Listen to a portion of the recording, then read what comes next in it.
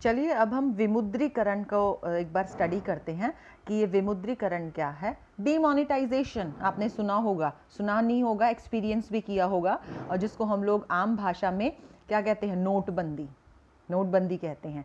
ये वही विमुद्रीकरण है। विमुद्रीकरण कब हुआ था, ये डेट ज़रा इसको ध्यान से देखिएगा, 8 नवंबर 2016।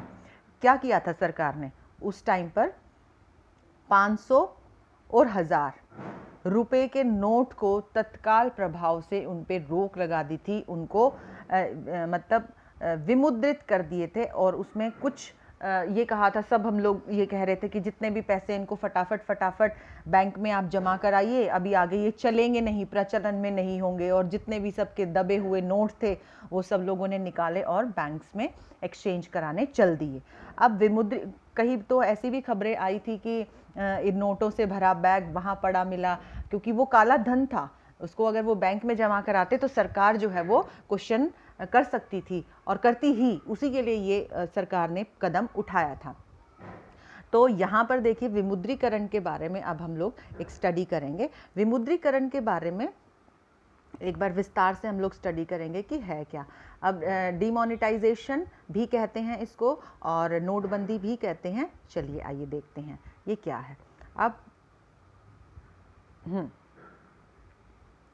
यहाँ पर देखिए इन्होंने कहा है यहाँ पे कि वैसे नोटबंदी को अगर हम लोग लेकर देखें तो हम लोगों को यही बात बार बार में बताई जाती है और ध्यान में आती है कि ये काला धन वापस लाने के लिए जो जो लोगों ने चोरी छुपे से पैसे को छुपा रखा था, सरकार को कर नहीं देती थी, टैक्स नहीं देती थी, उन लोगों के ऊपर नकेल करने के लिए सरकार ने ये कदम उठाया था।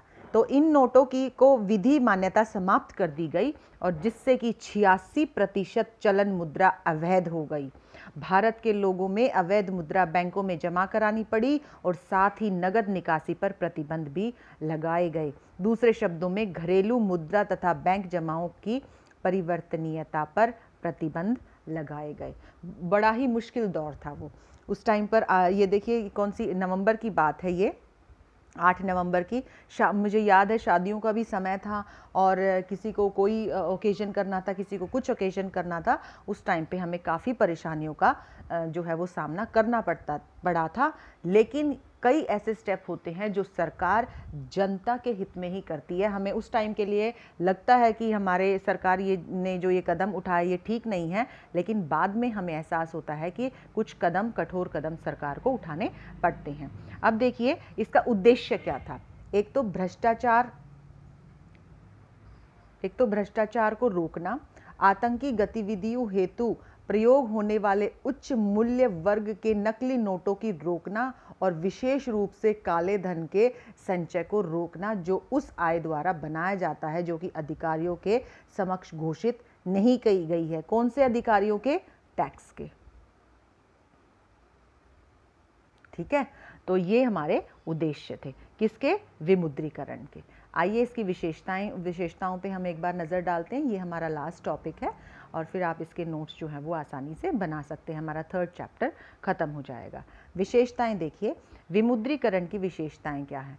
सबसे पहले विमुद्रीकरण में को कर प्रशासन उपाय के रूप में देखा गया, यानी ये क्या थी? टैक्स एडमिनिस्ट्रेशन था। टैक्स मतलब कौन देते हैं, कौन नहीं देते हैं, किसने कितनी आय छुपा रखी है, कौन गलत ढंग से आय को रख रहा है। मतलब सरकार की नॉलेज में अगर हम अपनी आय की डिटेल्स नहीं देते हैं ना, तो वो एक अपराध होता है।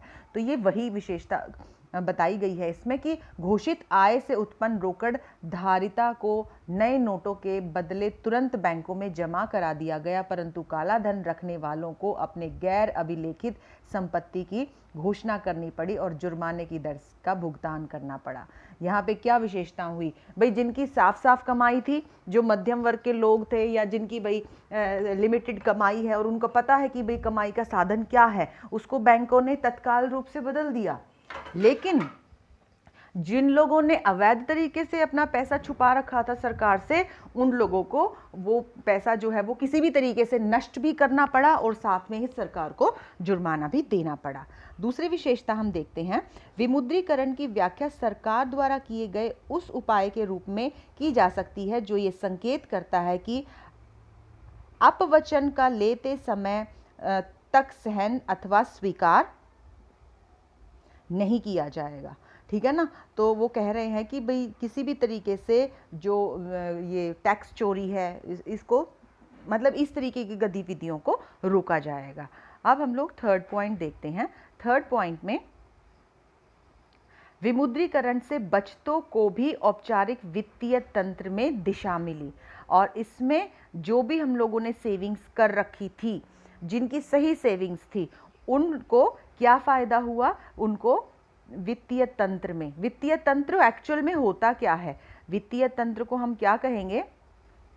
फाइनेंशियल जो हमारा सिस्टम है, फाइनेंशियल सिस्टम। फाइनेंशियल सिस्टम हम अपने पैसे को कहाँ रखते हैं, किस तरीके से उसको इन्वेस्ट करते हैं, एक्सेट्रा। तो फिर भी आगे बता रहे हैं, बैंकों द्वारा कुछ नई जमा योजनाएं प्रस्तुत की गई जिनमें कम ब्याज दरों पर आधार ऋण उपलब्ध कराया जारी रखा जाएगा। तो ये आपकी कुछ जो है वो विशेषताएं थी किसकी? डीमोनेटाइजेशन की। और एक चौथी विशेषता हम लोग देखेंगे कि क्या है। चौथी विशेषता में ये कह रहे हैं कि इधर ये देखिए, यहाँ पर wait, let me erase this जी। हाँ, अब कम रोकड़ अर्थव्यवस्था का निर्माण विमुद्रीकरण की एक नई अन्य विशेषता है। मतलब कम पैसे के साथ भी, ऐसा नहीं है कि ज़्यादा पैसा हो तो भी हम अर्थव्यवस्था का निर्माण करेंगे, कम पैसे के साथ भी हम अर्थव्यवस्था का निर्माण कर सकते हैं।